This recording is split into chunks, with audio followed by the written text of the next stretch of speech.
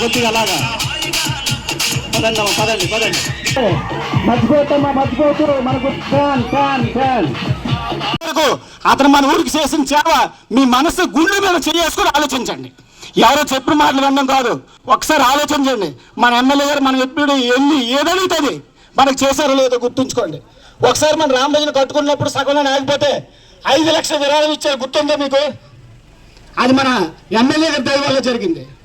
ఆ రోజు కూడా అతను ఏమో ఒకసారి రాలేదు మనకు ఇచ్చేది. ఆ రోజు రమ్మన్నా ప్రత్యేకంగా మీరు 2 సార్లు అంటే వద్దు మీరు చేసుకోండి మీ ఊరిది అని ప్రతి ఇది